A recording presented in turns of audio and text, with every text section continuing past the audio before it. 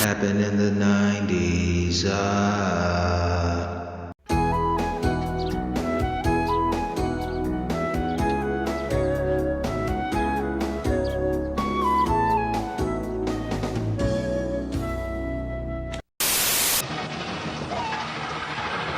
In this game, it's do or die. I ain't going out like no punk. Caught Up. Certified by the government. Rated R. Starts Friday.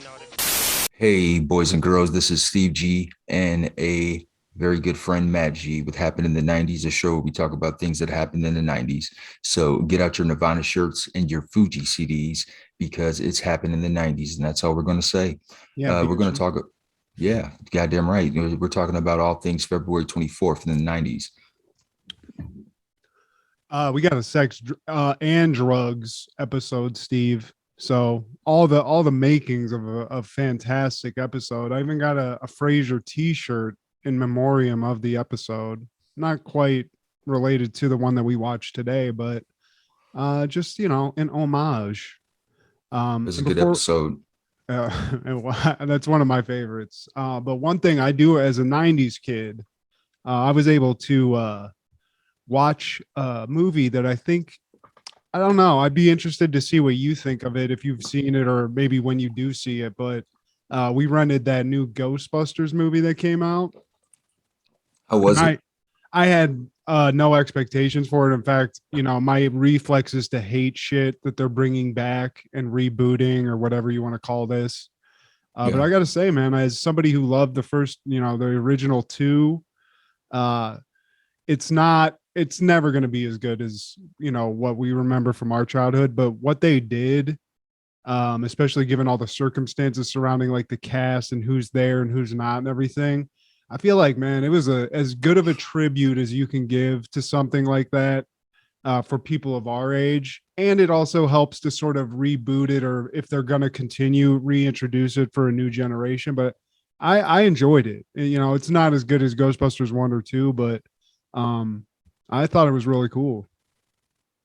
But any shout outs to Harold Ramis? I mean, dude, do you want me to spoil it? Spoiler alert. Sure. He's dead. And in the movie, he's sort of a crucial character. His character, Egon, is dead. You see him sort of die at the beginning. He never talks, but throughout the movie, like, his invisible ghost is sort of guiding this new girl character who is his granddaughter to find all the, like the proton pack and the traps and sort of setting it up. And then they actually do at the end of the movie, like the original Ghostbusters show up again, and Egon's ghost, you see him, like they brought Harold Ramis back as basically a ghost character. You don't hear his voice, but he gets to share a moment. You get to see him. He shares a moment with like Bill Murray, Dan Aykroyd, and Ernie Hudson. And I hear a lot of people saying they cried. It didn't make me cry. But man, it was fucking cool the way they did it. And, the director of the original movies, Ivan Reitman, he recently died. I think this movie was well made before that, but his son actually directed this movie. So it's sort of this cool thing where everyone involved sort of got to pay tribute to the original property. And they did a pretty good job, I got to say. And also Ernie Hudson is full proof that black does not crack, because they show this dude, he don't look, unless he just looks like he lifted weights a little bit. He's just beefier, but he looks fucking young as shit, especially compared to like Dan Aykroyd and Bill Murray, who look like they have one foot on a banana peel and the other foot in a grave in this movie. Yeah. Mama, oh Papa, I'm feeling so down. How can it be there's no milk in this town? Don't give me no baked goods until things get better. My cornflakes are cardboard, cake tastes like a sweater. I'd give anything for that glass of white silk. I'm living my life in this town without milk. Speaking of SNL, guys, in 1990, SNL is airing season 15 with musical guest Technotronic with host Fred Savage. And this is one of the rare times that the host was in the opening monologue. It was a church lady skit, and Fred Savage plays, I guess, uh, I don't know if it was the granddaughter or whatever, but it was pretty good. And that's the only thing that really stuck out. I couldn't tell you who Technotronic is. Never Yeah, I was heard gonna of. say what a name, but I don't remember any of their songs or anything. On that same day, the series finale of Mama's Family is broadcast in first run syndication. It's titled Bye Bye Baby. Naomi gives birth to a baby girl who is named Tiffany Thelma. And I've watched this way too many times with my grandmother uh, as it was airing in syndication in the daytime and early evenings. And Yeah, this was a homesick like when when I faked sick and stayed home from school and stayed with my grandma. This was like the show. This and Price is Right, but you always expected Mama's Family. I kind of dug this show when I was little. I'm not sure why. I think maybe just because I was spending time with my grandma, but it's a good um show. yeah, I thought it was cool. I always remembered the only character I hated was her like bumbling son. Like, hey Bubba, mama. Yeah, I didn't care for him too much. Uh, but you I look like always a expected janitor. they were gonna bring this back. Because the lady, like, who was the lady that played her? Vicki Lawrence. Yeah, they might still come back. They might bring a Mama's Family revival back. Well, I know. Oh, you're talking about this guy, Yeah, not the younger guy. no, Okay, not yeah. not Well, the grandson. I think Bubba is what you said, or Buddy, or whatever. yeah, something like that. Well, I think that guy's dead. I'm Vicki sure. Lawrence is alive, and I think everyone else is alive. But in 1992, Nirvana's Kurt Cobain marries Hole's Courtney Love, and it's probably a better thing if they never did that. But I mean, Yeah, I don't know. I never found Courtney Love attractive or even entertaining. I never liked no, Cole. I liked that one song for a second, but she's always just been like this abrasive bitch, like kind of junky character. And I guess they were a it match made in worked. heaven until they weren't. I don't know Yeah, how it ended or if you believe all the conspiracy theories, but the bitch was fucking a lunatic. So I guess they were meant for each other.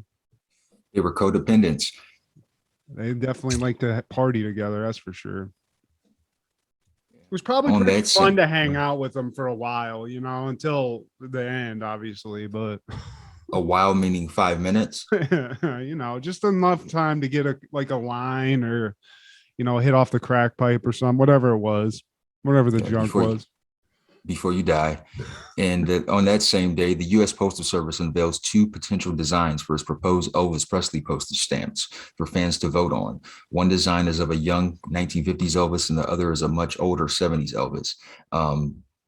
And I remember this when it happened, and I didn't get why he was such a big deal as a kid, and I still don't get it as an adult.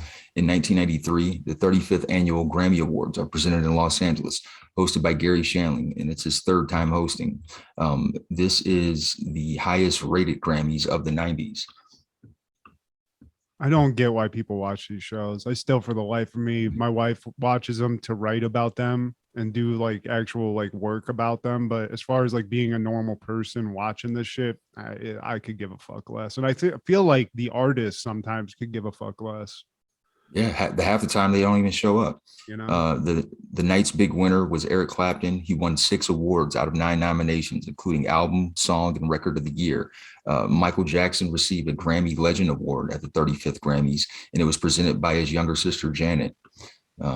There's Eric in his merchandise. what Yeah. do you know? What song was it? That In Heaven song? Tears from Heaven. Yeah, man. I Yeah. mean, that motherfucker turned tragedy into that. That's crazy though. But yeah, I don't know. Award shows in general, just like, who is this for? Schmaltzy Hollywood fuckers. And in 1996, season 21 of SNL is the episode with musical guest Sting, hosted by Elle McPherson. And nothing stood out, actually. Yeah, I sometimes don't, they have a guest on where it's like, what do you expect these people to bring to the table? I feel like Sting did more in the show, didn't he? Wasn't he in some of the skits? I feel like uh, maybe? I didn't get a chance to watch this one. I feel like he was. Um, but when you have somebody like a Elle Macpherson host, then that puts more pressure on the writers because it has to be they have to frame it in a way to make this person funny who's not known for being a funny person.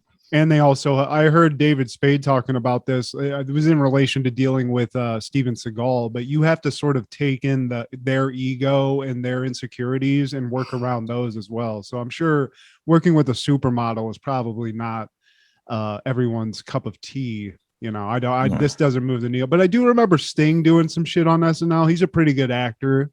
He's been in some shit, so I'm sure he probably killed it. And he likes to, he's good at fucking. So I've always looked up to Sting for that. Yeah, he's good at lending music to Puff Daddy. And on 1998, Frasier is airing the episode of The Ski Lodge. Roz wins a weekend at a ski lodge and trades it to Frasier.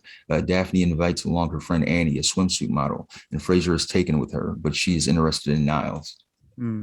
Yeah, this is like a Benny Hill sort of. This turns into a Benny Hill episode at some point, but this is a great episode of Frasier.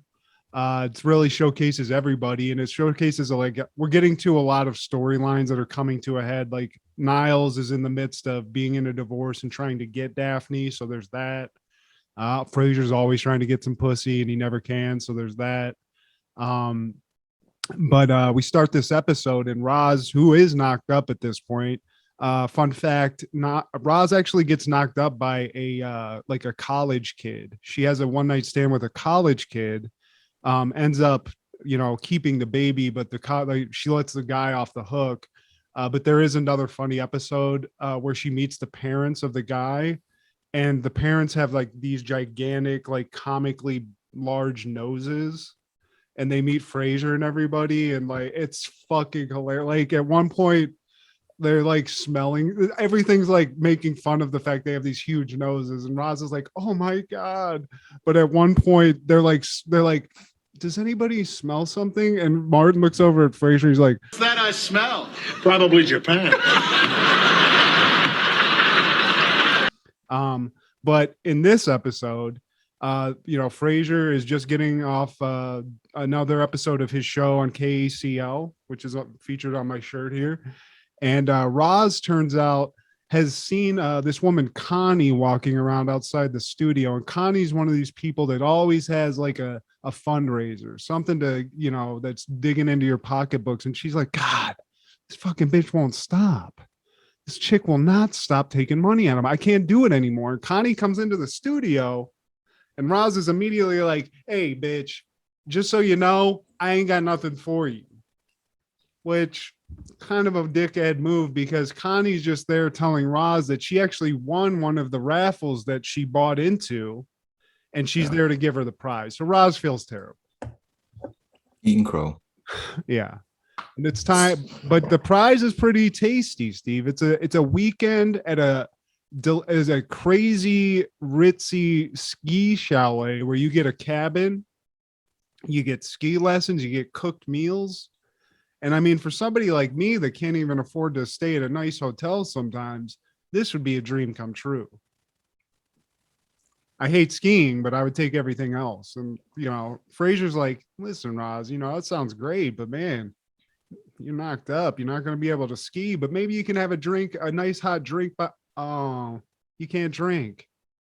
Yeah. And he kind of like mentally manipulates Roz into giving him the tickets or the getaway, and in return he gives her a big screen TV. And maybe I probably would take that, honestly. What, the trip or the TV? If I know it's like a ski trip, yeah, I'll take the TV. You can have that weekend. Yeah. Unless I'm trying to like impress a chick or like get some pussy off of it. But yeah, if it's just me just hanging out, I'd be like, you know what? I could use that TV. That TV is going to last way longer than a weekend. So I'll take that. Same. And Daphne's talking about she has a party that she's supposed to go to, and she can't attend because Frasier invites her, and she's like, well, I could just bring her. Yeah, her friend Annie, I think it's her birthday. And yeah. Frasier's like, no, like there's just probably not going to be enough room. So, sorry. And also, Daphne alludes to the fact, he's like, well, who is this woman? Who is this Annie? And she's like, oh, we went to school together. She was on the rugby team. And to be honest, when you hear female rugby, I'm like Frasier. I'm like, I don't want this beefy ass chick coming on this weekend. Fuck all that. Yeah. But come to find out, Annie's actually she's a swimsuit model. So then Frasier does a complete 180 and is like, check. Yeah, she can come. Bring her along for the ride. No diggity. And Niles is bitching about Maris and his divorce settlements. Yeah, Niles is going through a bitter divorce with his uppity rich wife. Apparently his lawyers are being eaten alive. So he's going through that. And also he wants to go on this trip, not only to get away from that, but it's going to give him some alone time with Daphne, which is all he ever wants throughout the show, whether he's married or not. On to the next. Yeah. As you should. I mean, you got to, especially for him. Like if you watch this show, Niles is basically just being beaten down by Maris constantly, belittled. He's always, doing whatever he can to please the woman. And she's a very unpleasable, unattractive, unpleasant person, it seems like, even though we never meet her face to face. So everyone's ready. It's time to go on this trip. So everybody agrees. Frasier's like, you know what? We're going to turn lemons into lemonade. You can go after Daphne. I'm going to go after this Annie chick. And we're going to bring Dad along. And Dad's even, Martin Crane's the party animal. He even raves about his old, party days back in the 60s or whatever. And he used to throw Marty parties all the time. So it sounds like it's going to be a fucking weekend to be remembered or not remembered, depending on how you treat it, Is in his hot butter drum. That does not sound good to me at all. But I mean, if you're trying to get loose, butter drink anything, I'm not a fan of. But bring your old man. He's not going to cramp the style. So everybody apparently is going to get some pussy or do something fun. And we cut to the ski chalet. They arrive. They open the door, and I mean, this place looks like some shit out of an LL Bean catalog. It looks crazy as fuck. You can see it behind you. I mean, this is some mansion out. Who knows where it's at? Somewhere outside Seattle, I guess. And everybody's like, holy shit. We see Frasier and Niles, and they're like, this is going to be great. You take Daphne. They're calling dibs.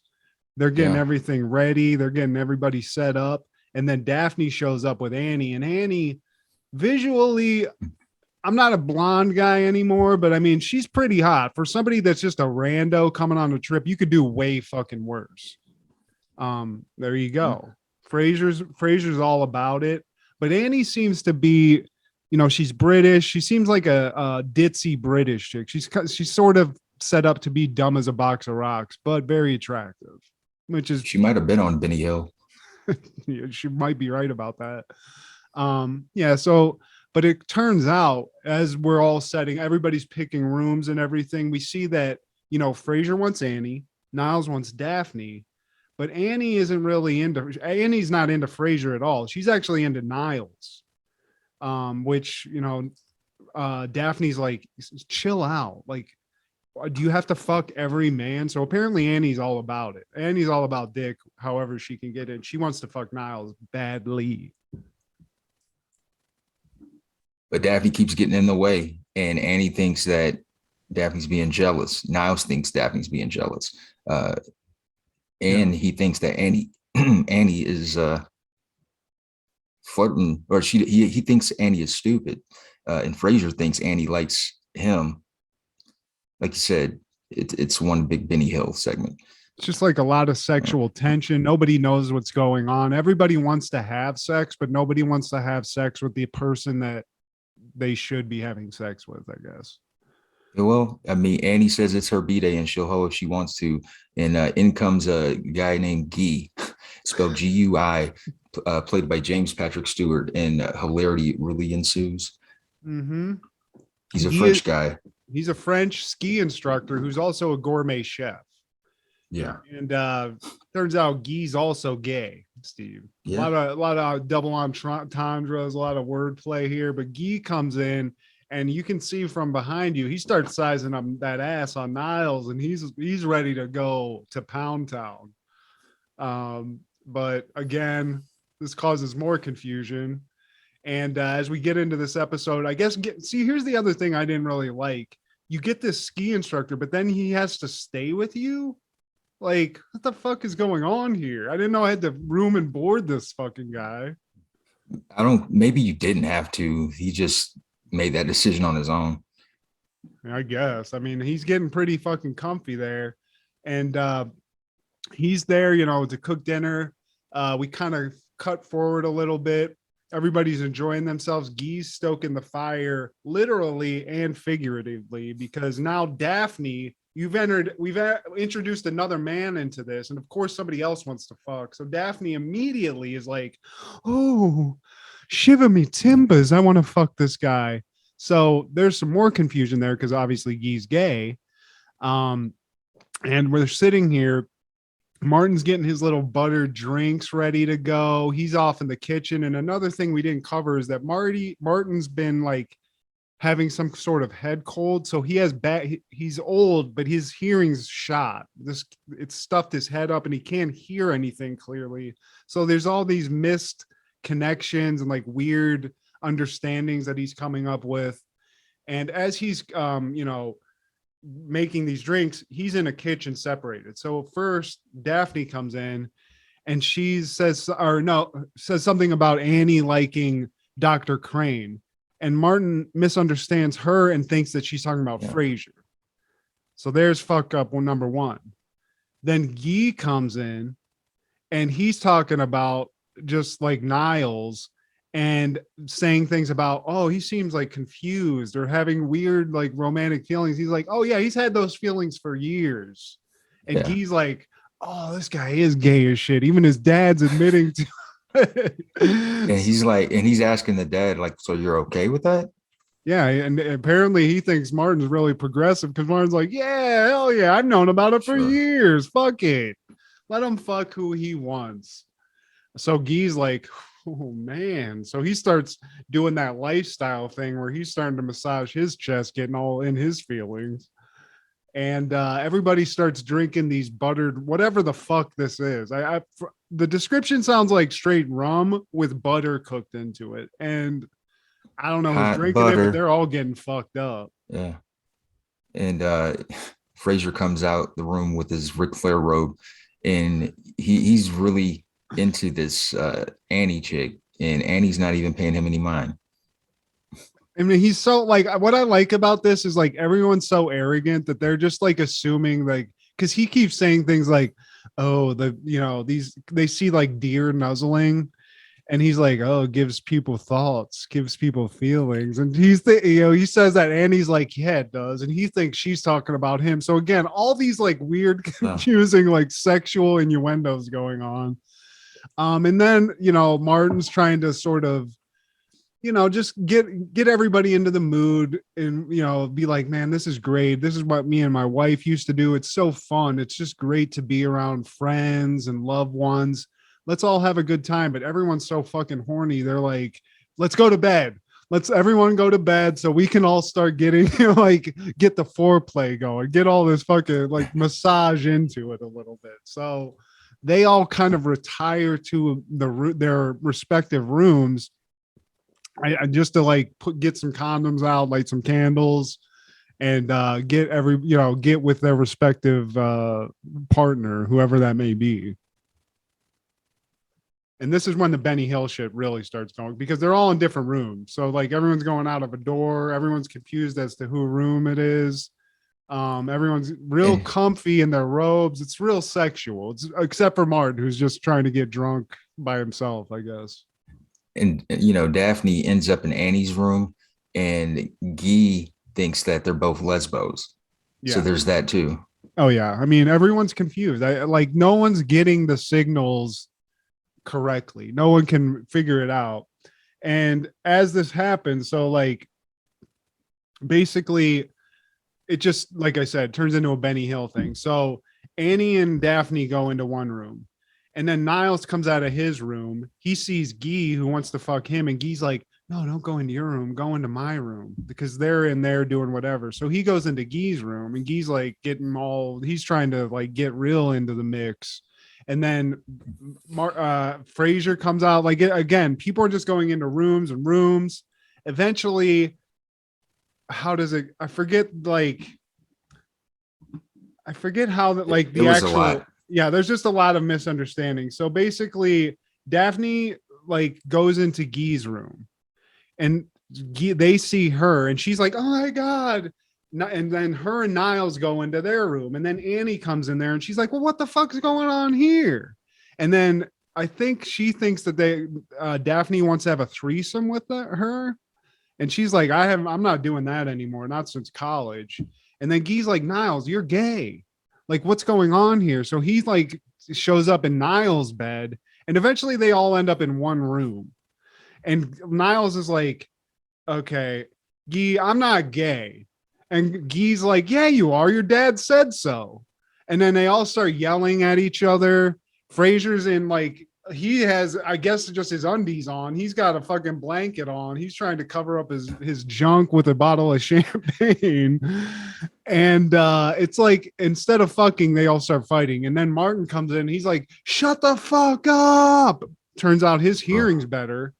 And then he's like, okay, what the fuck? And he just sort of gets out of there, just like I would. I'd be like, I don't know who's fucking who here, but I don't want to see it. Yeah, this is weird. Yeah. And so everybody sort of figures out, like, oh, okay, so nobody understood what was going on here. And Frasier, what I think is sort of the funniest line of this episode, as everyone's about to go back to bed and just call it a night because everything got fucked up, Frasier's like, you're telling me with all the hormones, all the sex running around this cabin, bouncing off the walls, everyone wants to fuck everybody, but nobody wants to fuck Frasier. And everyone just sort of silently agrees. And he just like turns around with this bottle of champagne and is like, I'm going to bed. Yeah. Take that L. And that's basically the end of this episode, Steve. Nobody gets laid. And what we do see at the end of this is, you watch, like, as the credits roll, Annie sort of basically just says, you know what? I want some dick. She goes to Frasier's door with the bottle of champagne to, I guess, like, offer like some condolence pussy to him, and like, sorry, I'll throw you a fuck. But Frasier's in the kitchen, like, getting a midnight snack, and everyone's just missing each other by inches, or a bust, whatever you want to call it. Who wants pity pussy anyways? No, thanks. No, I mean, unless it's like, maybe like Meg the Stallion like sees you and is like, oh, you cute little, something like that, where it's just like astronomical. But no, like this situation, I'd be like, bitch, get out of here. No. Sometimes you think you're presented with a choice, but in reality, it's no choice at all. Now Chevy offers you 3 choices that make driving a Cavalier easy, all different, all great. Lease a new Cavalier for just $199 a month with an initial payment of $598, or buy and get $1,000 factory cash back, or 2.9% APR financing. Cavalier offers you more for less. How about them apples? Cavalier, always the smart choice. Shop Chevy now. Also in 1998, Home Improvement is airing the episode What a Drag. After falling through the porch swing, Tim discovers a hidden bag of marijuana. Tim and Jill suspect it belongs to one of the boys. They are shocked when they discover the chronic belongs to Brad. I love that description too, because that's on like IMDb, the chronic. Like, the chronic. Was that what the description was on the TV Guide channel when this came out? Maybe, I don't know. I just was thinking, like, before we get into the episode, because everyone kind of, at least us people of our age, know, like, Tim Allen had some run-ins with the law in relation to dealing drugs. So yeah. what a diametrically opposed character he's playing, where this guy is like all totally against even pot. But Tim, the real man, Allen, went to jail for dealing cocaine. I think it was. He was pushing powder. That's crazy. Tim the Tool Man was just fucking giving out crack rocks and shit. To infinity. So this episode starts, And like most episodes, this is we see an episode of Tool Time, and I think it's Stormwatch 98. We're in Detroit. There's a lot of like bad weather happening. So Tim's sort of an hour trying to tell you how to weatherproof your house and get ready for these big storms that are coming. So they run you through a few things, and like everything, Tim has to take it to an 11. He climbs up on a tree branch that's probably like 10 feet in the air with a fucking chainsaw. And he's sort of trying to run you through, I guess, trimming trees, which is, you would never trim a tree like this unless you're a fucking lunatic. Not standing on the branches. And of course, the branch snaps, and Tim, I don't even know how he survives this because it looks bad. Like when they show really bad. And on he some Super Dave shit. Yeah, and he crashes through the top of a gazebo, through furniture. Thank God he's okay. I laughed though. Yeah, of course. I mean, I would love to see that on like Bob Vila just crashing through a deck somewhere. How could you not love that? Yeah. And through the debris, through the broken furniture, Al is say, which this is purely just the most innocent man in the world. He's like, Tim, look at this. I found a bag of oregano under the sea. Like, what the fuck, dude? Because that's where people put their oregano. This is a fucking horrible hiding spot. I mean, it could get rained on. So immediately is like, I'm a pothead, Steve. We both devout potheads. I would never hide it like this. But you know, I was stupid as a youngster. I was in a similar situation to this, but it was alcohol. It wasn't weed. And it was actually related to you as well, because whenever we graduated, the night we graduated, a bunch of like Neil, I think, was there. A few other like ragamuffins went to a budgetel, I think it was. Yeah, it was one of those. Yeah, and we got schwitzy on some fucking some beer that I bought off some old guy at a gas station in Perrysburg. And that old guy always sold us beer. I heard that guy went to jail for that, so I apologize. That's what I heard that, too. man. I'm sure he's dead. He was very old. Well, he knew better. Yeah, but I was caught by my mom and dad with that beer, Steve. I wasn't a beer drinker. I didn't drink any once we got done there. So the next day, my mom and dad opened the trunk of that Chrysler Concorde and we're like, "What the fuck, dude?" Because it was their car, right? Yeah, at that point I think it was still. And but I used the same excuse Brad did, which was I'm just holding it for somebody else. I did the exact thing Brad did. So this is good writing. Clearly somebody in the writer's room had a kid like us. And that was my move as well. But at this point in this show, Tim and Al are just sitting there like looking at this bag. Tim knows what it is. He doesn't think this is some pizza spice or some shit. He's like, this is fucking weed, Al. And then Al goes, "It's like, get my prints off the bag, Tim." Like, what the fuck? Who do you think's coming here, dude? Yeah, he's so Rose. Like a male Rose. He's he's an innocent man. I think he does live with his mother. I think they always talk about that. So you know, he's never seen a bag of weed, and I feel so bad for Al Borland because nobody else could use a bag of weed more than this man. Yeah. But he's terrified of it, and this leaves Tim to sort of try to figure out what Jill. He shows Jill the bag, and she's like, "There's no way this is our." She tries to pin it on the Tool Time crew. She's like, "Your fucking crew probably was smoking some fucking hashish over there. Wasn't our kids." No way. And Tim's like, "Have you seen the show? Do you see how good it is? There's no way our show is made by any potheads. There's absolutely no, look at the quality." Which doesn't make sense. But then they start thinking like, maybe it is one of the boys. So they go into investigative mode and they do a stakeout outside their house and start spying on the boys from Wilson's fence.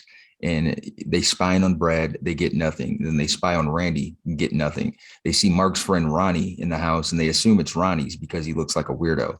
And Jill catches Brad red-handed or green-handed, we should say. He says he was holding it for someone, like you said. And I mean, that's your only go-to, I guess, at that point, especially if you get caught.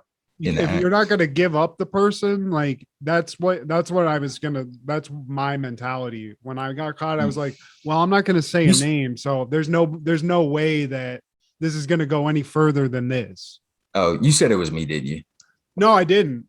Because I'll tell you what, if I did, my mom would have found a number and you would have gotten a phone call. My mom's that type of bitch.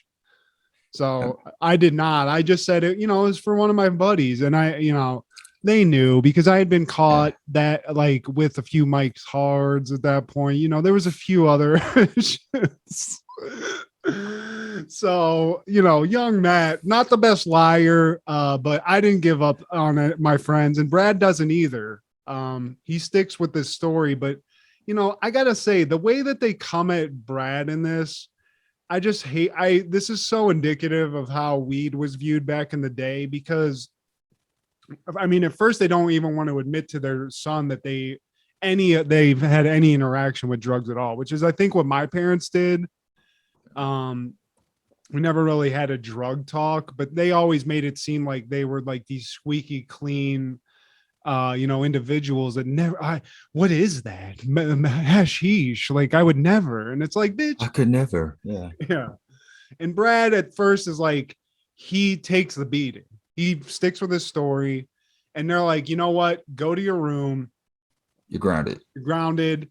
Fuck the bullshit. So they send him to his room. Then they have a talk with Randy and Mark about this too. And they're like, look, Brad got caught.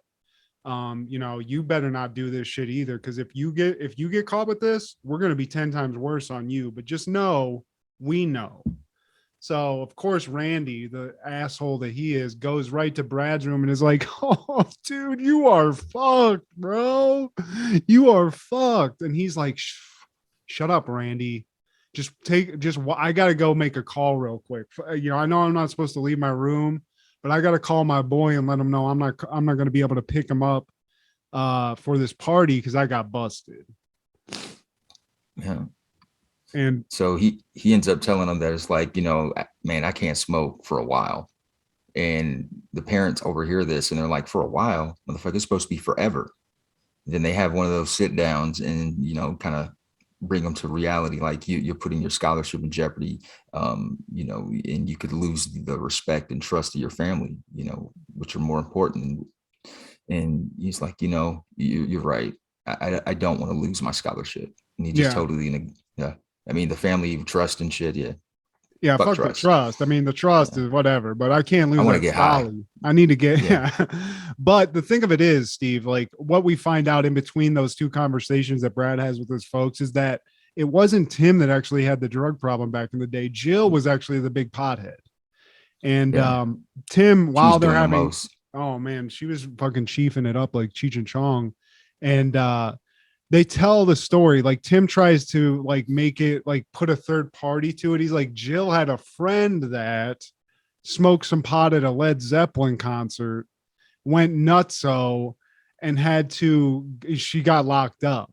And her boyfriend, who was this awesome dude, this hot buff dude, went and picked her up. He was a saint, but he's talking about Jill, and Brad realizes that, and he's like, Mom, is that story about you?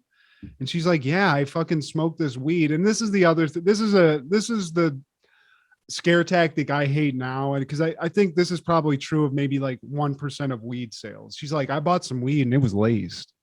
So it wasn't the weed. It was like this crazy laced weed I smoked. And I was babbling, I was incoherent, and I had to get arrested to learn this lesson. It's like, this isn't what happens in real life. That was buy a bag. Yeah. Just don't buy from that motherfucker again. Like I know people personally who actually had to who went through that, man, who smoked one of those ooh-wees, and they just weren't the same ever since, man. So that shit does happen. But when they try to paint weed as that, like that's always the case, like no. I don't think like all the times even just the ones where you and I bought weed, Steve. I mean, we would actively put shit on weed when we bought it sometimes, a little primo every once in a while when we were hanging out with some other ragamuffins. But I've never bought weed and then had that happen. That was always seemed like a fake thing. So you said you actually knew somebody that this happened to. So, I mean, I guess this isn't a complete scare tactic. I mean, there's some devious motherfuckers out there, man. So, this is something that we kind of take for granted as potheads. Like, be careful who you smoke with. If you don't know them like that, watch them when they roll up. Or if you don't feel safe, don't smoke with the motherfucker. I guess. I mean, But fuck. yeah, Joe was out a there guy. partying, Steve. So There was a guy. He was a good basketball player back in Sandusky. Man, he was younger than us, and he was still a teenager.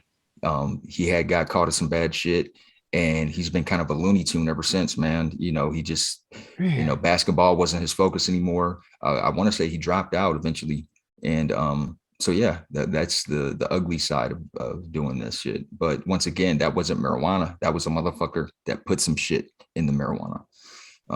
well, fuck Yeah. you to all those devious drugs. Those are the people that need to be really locked up for drug crime. That's crazy. But Jill, it happened to her. She's trying to like really impart a lesson to her son. She doesn't want to have a pothead for a son, some fucking lazy fuck. And that's not all potheads, but she gives a good lesson. He's in high school. Maybe you shouldn't be fucking chiefing it up like that. I wasn't. I didn't really get into fucking smoking hard amounts of weed until we got into college. Until BG days. Yeah, BGSU. But Brad hears this and he finally it sinks in. He's probably going to get some weed in a couple of years, but for right now, the Tim and Jill, they've done their job, and they sort of sit down. They send Brad to bed again. They're like, "Look, tomorrow or whenever you're gonna get sentenced." And that was another thing. When I got in trouble, that was always the thing my parents would do. They'd tell me I was in trouble, and then they'd make me sweat it out for like a day to figure out what the consequences of the trouble were. So they do that.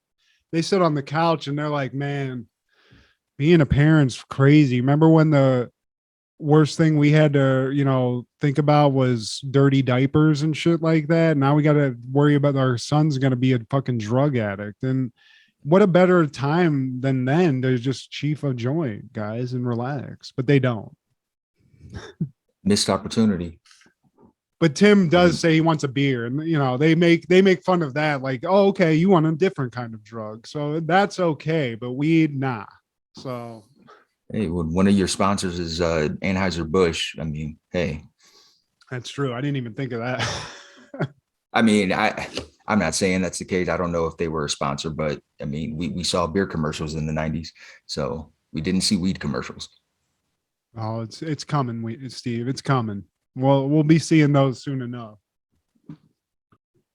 Hopefully from one of my businesses. One day, on that same day in 98, Nashville Pussy releases their debut album, Let Them Eat Pussy. And I only wanted to bring that up because of the name of the band, and the name of the album, and the cover of the album. God damn, Nashville Pussy. I wish I would have known about this. I don't know what type of music it is, but it's rock, and they're based out of Atlanta. Now, Nashville Pussy, I remember hearing about them on the radio. Like I guess they would come through to at least Detroit because was it 102.5? I can't remember, or 97.5. They would talk. Yeah, their name would be mentioned, so they would be in the area, either Detroit, Cleveland. They might have even came to Toledo a couple times. But yeah, Nashville Pussy, they were a thing, man, based out of Atlanta. there was another band when we were younger. I think their name was Kitty. Kitty, But they sang like crazy, like it was like rock music, but it was just like kind of slutty rock, slut rock. All female metal. Yeah. I remember they had a couple of bangers, but I never heard of fucking Nashville Pussy. I would have taken note of that. Also in 98, SIBO releases the album Till My Casket Drops. It's 74 minutes and 47 seconds. SIBO is from Sacramento, and he's collaborated with Master P and, a lot of gangster rappers from the 90s, E40. The name's ringing a bell, but I can't really place what I've heard him on. How You Do That there with Master P. He's one of the guys on that song. You know that song, right? I mean, I've heard it. I'd have to hear. Like, I don't know, like the names of songs. I'm shitty with that, but I'm sure. How You Do That? Yeah, New Orleans, Baton Rouge. I don't think so. But it's How You Do That there, New Orleans, Baton Rouge. How You Do That there. And SIBO, he's the guy that's like, please, mother, may I go out and say a prayer, sipping a Hennessy, a million women want me. But yeah, SIBO, he did his thing in the 90s. And also in 98, Train releases their debut album, Train. Uh, a lot of people must have bought this because I remember the album cover in various like CD warehouses and shit. But I don't think I could tell you one Train song. The album was self-produced for $25,000, which is impressive. And I'm sure they made that back because it ended up going platinum. Man, that's got to be Yeah. awesome. I wonder, like, Yeah. how much of that they got. If it's I'm sure somebody had to help publish it a little bit though. Like somebody got some of that money, but damn, that must be awesome when you produce some shit and it goes platinum. How many people have done that? But yeah, like I said, couldn't tell you one Train song. And also in 98, Elton John is knighted by Queen Elizabeth II with her ugly ass. She's got COVID, Steve. So She had COVID before COVID was a thing. it's karma for her, like paying off the pedos. She paid off for her pedophile son to not go to jail for all that Epstein shit. So I mean, fuck that whole family. But I love Elton John. So Sir Elton,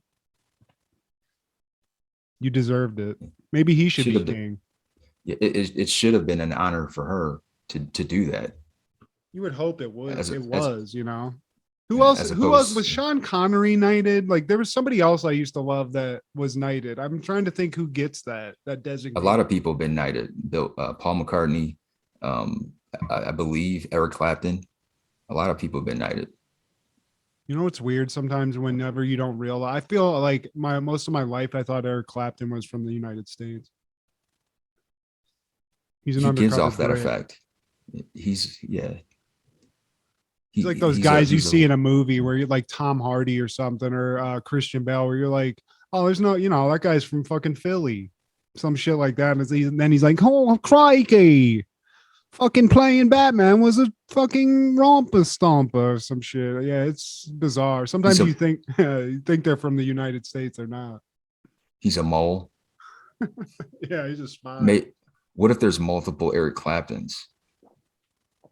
I mean, there could be, dude. If Eric Clapton walked by me on the street, god damn it, I wouldn't know. I probably wouldn't place him. I like his music, but most of the shit that I like was just like trip music. I know me and Jordan and everybody at that house he had like a tribute CD to George Harrison that was like him playing all his like hits and a lot of George Harrison hits with like this Indian instrumental band and shit. And we used to trip balls to like that, but I don't know. I'm not a huge Eric Clapton fan. I think he's kind of an asshole too. So yeah, from what I'm hearing these days, I did like Layla, and then the song Cocaine. The song Cocaine. I like that. I think everybody liked that. Even if you'd never did even a sniff of coke, like you love that song. It's a good song. Yeah. It's a good sales. But you know who probably didn't get Train or SIBO on 1998, February 24th? I don't know, Steve. Who? Probably English-American comedian and violinist Henny Youngman. He passed away at the age of 91. He was the king of one-liners, they call him. Henny Youngman. It's a name that I've heard many times. I don't know whether it's from comedians or it was like a punchline. You said he played violin? Yeah, his famous quote is "Take my wife, please." Okay, he's one of those old school like Catskills, New York kind of like roast. I don't even know if he was with the Friars Club, but he might have been. Was the violin part of the comedy routine? Sometimes. Okay. Yeah. I'll have to pick up some Henny Youngman albums or something. Check it out. He might be on Spotify. But in 1999, Lauryn Hill makes history at the 1999 Grammy Awards by being the first female artist to win 5 Grammys in one night. What do you think about Lauryn Hill, Steve? I think she's overrated. I mean, it's a good album. Miseducation. It won all of those awards as it should have that year. But it was just like, damn, she was winning every fucking thing. And then we just never heard from her ever again. She became a recluse of some sort, man. She ended up having kids with one of the Marleys. And when she went on tour, she would not show up sometimes. She would be late. And I don't like the fact that a lot of people call her the greatest femc of all time when she made one solo album, and I feel like that's disrespectful to Queen Latifah, the MC Lights, even Nicki's, the all of them, I mean, even and Missy Eve. I Elliott. mean, fuck, I'd put Eve if you're Eve, talking about that. But yeah, to me, her greatness came from being part of the Fugees. That's when I like was into her, what she was doing. Even that album you said she won all the Grammys for. I mean, I'm sure I know the songs, but I was not a fan of that shit, you know. it, it was a good album, but it was just like they were giving all of the praise for her whole career from this 1 year.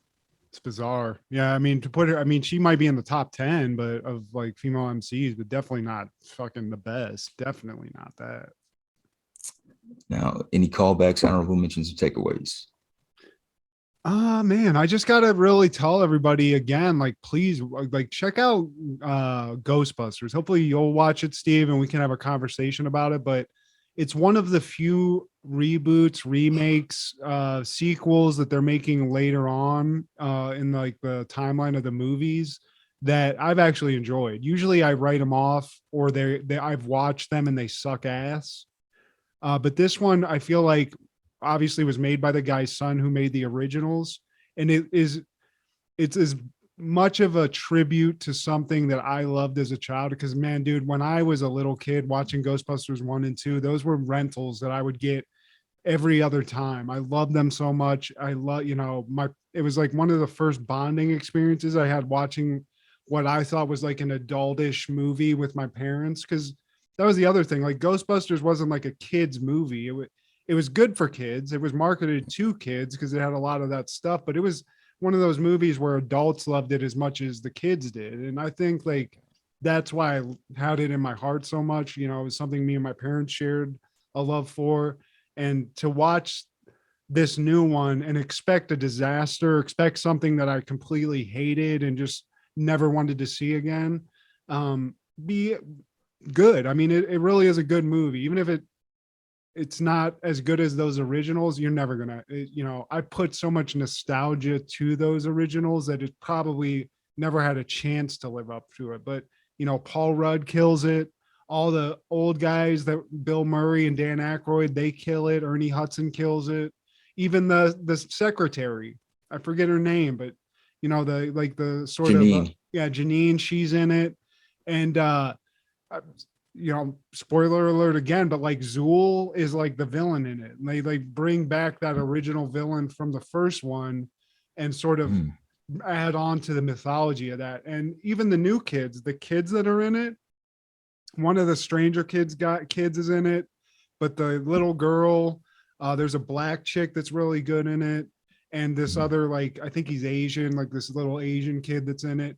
These new, I guess, Ghostbusters, the new generation, they're fucking great too. So, I mean, shout out to everybody involved. I think it's a great tribute. So I was happy to see that. Yeah, man.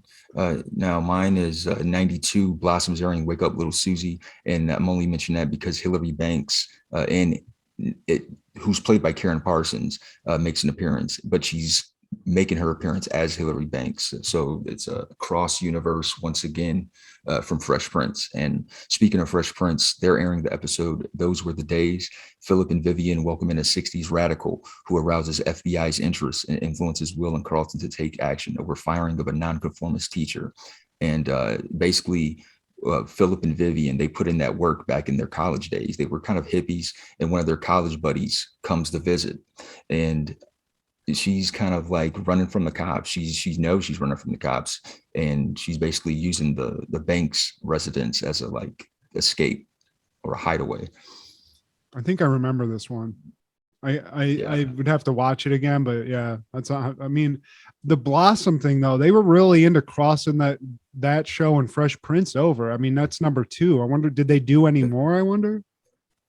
I'd have to look, but I mean, they aired on the same night, Mondays, and I'm sure the studios, the sets were like right next to each other. They were probably in the same building.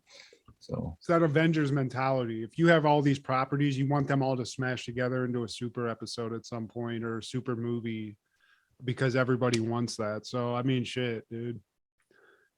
I love it.